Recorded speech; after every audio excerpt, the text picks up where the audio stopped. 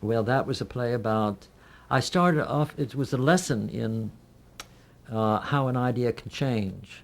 I started off. I wanted to write a play about a woman who had had a almost a saintly life, who had never in her life done what she called a mean thing to anybody.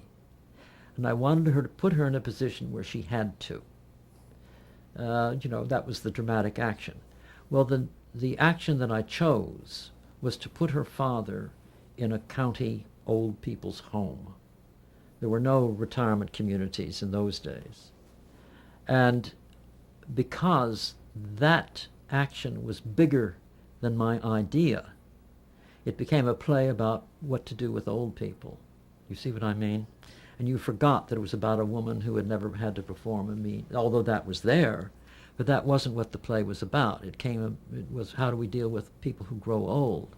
And that was where that was Rod Steiger was in that, and Rod Steiger played her sister. She was a woman who had worked in service for people. I had a great affinity for people who had been in domestic service. I don't know why, but I always have. I think in another life I was somebody's butler, or valet. I don't know. I must have been, because I've always had a great affinity for them.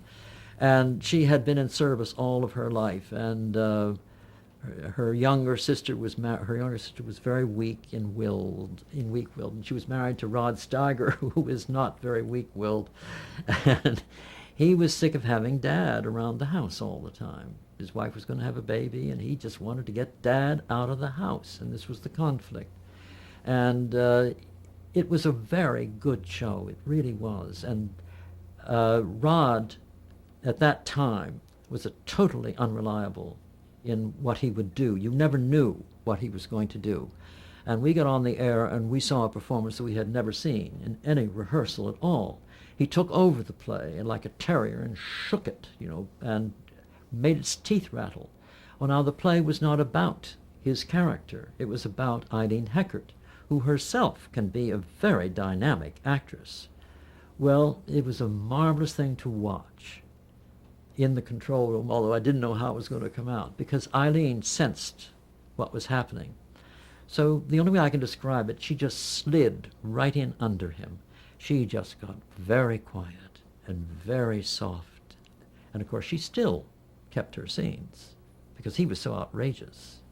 He just was tearing his hair and, oh dear. Was it chaos in the control room? Because No. You have no time for chaos in the control room. The show must go on. The director and everybody, he didn't miss his marks. Rod was too smart for that. He always on his marks. It was just the pitch of the emotion it was it was something to behold. And little Joseph Sweeney, who was a marvelous stock actor, and he had been in The Crucible and some other wonderful plays, and he always played my old man. He played Ernie Barger's father, and he played Eileen Heckert's father. And the wonderful story about Hecky and Joe, she was afraid. He was in his 70s, but he always came with a long cigarette holder and a hat cocked to one side, and he called her I. That's his nickname for Eileen, was I. Good morning, I. How are you today? It was very debonair. Then he'd slump his shoulders, get droopy, and he'd play my old man. And she was afraid that he wouldn't remember his lines, because you get into your 70s, and it is hard to remember. Let me tell you about it.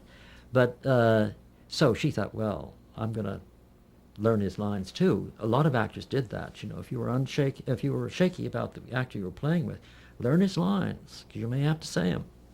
E.G. Marshall, I have a story about that too. Eileen learned his lines. He made his first entrance, and she was scrubbing a floor, and she was saying, well, look who's here. She looked up and she forgot the line. And she said, honey, I wish you could have seen the expression that came over that little old man's face. He thought, well, this one's gone to pieces. I got to pull her through. And she says, you know what? He did. He pulled me through. Actors were wonderful.